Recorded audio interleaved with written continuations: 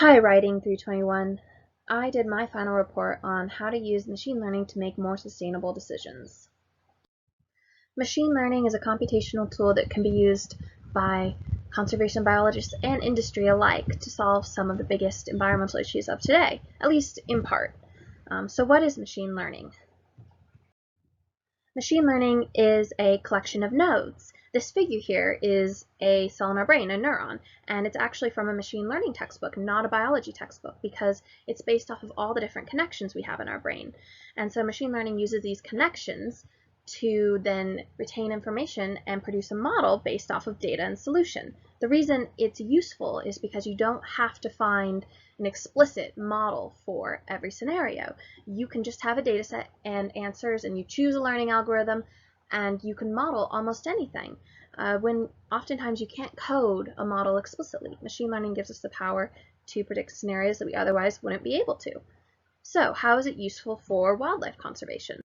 Machine learning can help wildlife conservation by quality checking data. In this digital age, there's becoming more and more data available, and wildlife researchers can't quality check it manually anymore. There needs to be an automated process, and machine learning is a great way to do that. But it can actually go one step further. It can make sets of data that were previously unavailable available.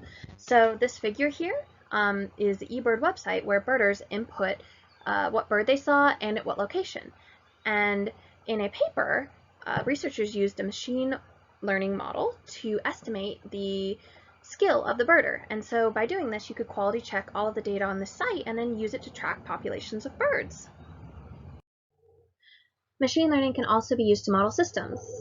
The same people that looked at the eBirder data also created a machine learning model to model bird migration across North America. By doing this, they were able to give good times when it would be best to have less air traffic, so the birds can migrate. Another paper looked at dams and dam data. So sometimes water levels can drop really quickly on dams, and this strands salmon and all other fish, and it kills them. So they made a machine learning model that takes the data from the dam sensors and uses it to tell the dam operator when the levels are getting dangerous so that the fish can be saved. Machine learning is also really applicable in industry. It's really good at modeling exactly how much of a specific resource you might need. This one paper used soil reports to create a machine learning model that would tell farmers exactly how much of a fertilizer they would need depending on their soil's nutrition level and whatever crop they were going to use. This is a really useful tool because over-fertilization causes dramatic environmental impacts. The picture on the right here is a algae overbloom, which is caused from over-fertilization, which then causes a giant dead zone because once the algae starts to die, it sucks all the oxygen out of the water. But this could also be applied to other resources. Machine learning is great at modeling exactly how much of a resource we need. So it could reduce food waste by having grocery stores buy less of whatever it is that they don't need at that time.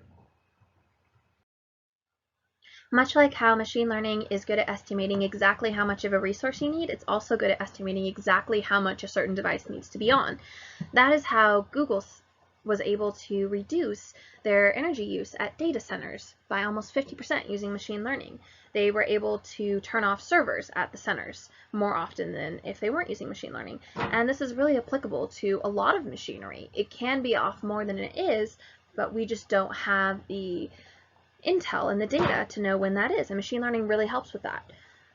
So in conclusion, machine learning is a valuable tool in wildlife conservation, for modeling systems, and managing data. And it's a useful tool in industry for reducing energy and resource use. And it should be used. The tech industry is part of the climate problem, and this is one thing they have to offer to help try and mitigate that. Thank you for your attention.